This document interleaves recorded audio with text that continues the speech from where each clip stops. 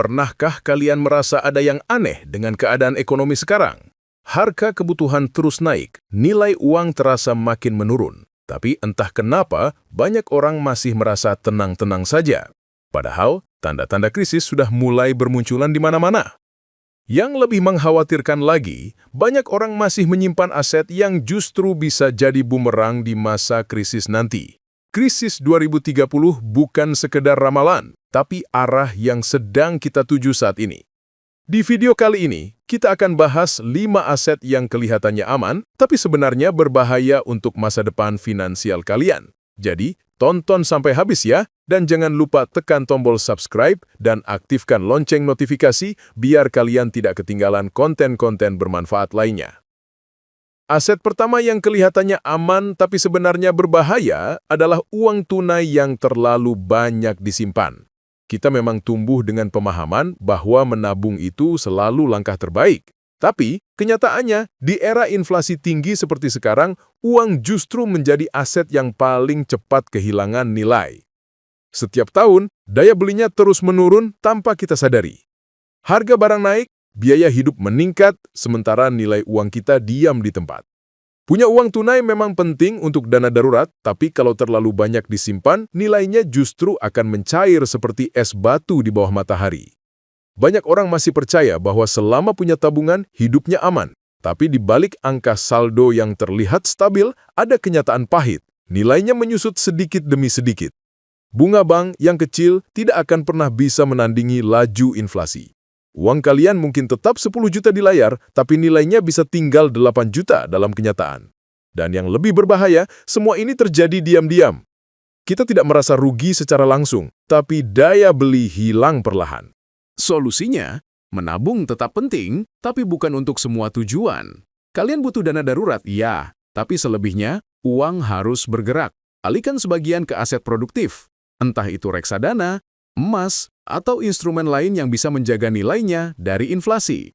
Yang bijak bukan yang punya uang paling banyak, tapi yang tahu cara menjaga uangnya tetap bernilai. Aset kedua yang sering disalahpahami adalah properti yang tidak menghasilkan apa-apa. Banyak orang berpikir bahwa punya tanah atau rumah pasti aman, nilainya tidak akan turun. Padahal kenyataannya tidak sesederhana itu. Kalau properti kalian tidak disewakan, tidak digunakan, dan tidak ada arus kas yang masuk, itu bukan aset, tapi beban. Kalian tetap harus bayar pajak, perawatan, bahkan kadang biaya keamanan. Dan di masa krisis, beban-beban kecil seperti ini bisa jadi bola salju yang makin besar. Apalagi kalau properti kalian berada di lokasi yang stagnan atau sulit dijual. Ingat, punya aset besar bukan berarti kaya kalau aset itu tidak bisa bantu kalian bertahan di masa krisis. Sekarang tren mulai berubah. Anak muda tidak lagi tertarik membeli rumah besar. Mereka mencari fleksibilitas, sewa jangka pendek, kerja jarak jauh, hidup minimalis. Kota-kota kecil yang dulu jadi rebutan perlahan kehilangan daya tarik karena perubahan gaya hidup. Di sisi lain, biaya perawatan, pajak, dan suku bunga terus meningkat. Jadi meski harga rumah terlihat stabil, nilai realnya bisa turun kalau tidak menghasilkan arus kas. Apa yang harus dilakukan? Kalau kalian punya properti yang tidak produktif, coba pikirkan ulang. Apakah aset itu benar-benar menguntungkan atau cuma jadi sumber biaya bulanan? Kalau bisa disewakan, sewakan. Kalau bisa dikembangkan, kembangkan. Tapi kalau semua itu tidak memungkinkan, mungkin saatnya melepaskan dan mengalihkannya ke aset yang lebih produktif. Aset ketiga yang sering disalahartikan adalah kendaraan mewah. Mobil sport, motor besar, atau mobil keluaran terbaru memang menggoda. Bentuknya keren, statusnya tinggi, dan rasanya menyenangkan saat orang menoleh kagum di jalan. Tapi begitu keluar dari showroom, nilainya langsung turun drastis. Kendaraan itu bukan aset yang tumbuh, tapi barang yang terus menyusut setiap kilometer. Di masa ekonomi yang tidak pasti, barang seperti ini justru bisa jadi beban. Harga bahan bakar naik, servis makin mahal, dan pajak kendaraan mewah tidak murah. Kalau kalian beli bukan karena kebutuhan, tapi karena gengsi, maka kendaraan itu bukan aset, tapi alat pembakar uang dengan mesin yang elegan. Kadang kita membeli kendaraan bukan karena butuh, tapi karena tuntutan sosial. Ingin terlihat sukses, ingin dianggap berhasil, padahal isi dompet belum tentu sejalan. Gengsi bisa jadi racun yang pelan-pelan menguras keuangan tanpa terasa. Setiap bulan, keluar biaya, bensin, perawatan, dan asuransi yang tak kunjung habis. Nilai kendaraan terus menurun, tapi ego kita malah makin tinggi. Dan saat ekonomi goyah, aset seperti ini tidak bisa diselamatkan. Solusinya? Tanya ke diri sendiri, apakah kendaraan yang kalian punya menghasilkan atau menghabiskan? Kalau mobilmu dipakai untuk kerja, antar barang, atau bantu produktivitas, itu masih logis. Tapi kalau cuma dipajang di garasi dan jarang dipakai, itu bukan aset, itu hobi mahal. Bangun dulu fondasi finansial yang kuat, baru penuhi keinginan.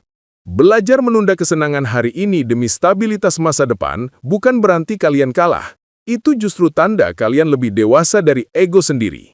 Aset keempat yang patut diwaspadai adalah aset digital spekulatif tanpa fundamental yang kuat. Banyak orang terpesona dengan cerita kaya mendadak dari kripto, token baru, atau proyek digital yang katanya revolusioner. Tapi jarang yang sadar, di balik setiap kisah sukses itu, ada ribuan orang lain yang kehilangan semua modalnya. Masalahnya bukan di aset digitalnya, tapi di pola pikir cepat kaya. Banyak token dan proyek dibuat hanya untuk memanfaatkan tren sesaat, bukan membangun nilai jangka panjang. Begitu tren meredah, harga langsung anjlok, bahkan hilang tanpa jejak. Kalian mungkin pernah melihat seseorang mendadak kaya dari aset digital tertentu, harga token yang naik ratusan persen dalam semalam, dan rasanya seperti kesempatan emas.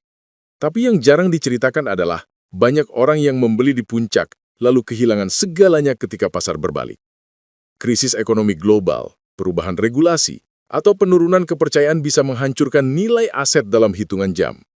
Dan lebih parah lagi, banyak proyek yang ternyata tidak punya produk nyata, tidak punya tim yang jelas, bahkan tidak punya rencana jangka panjang.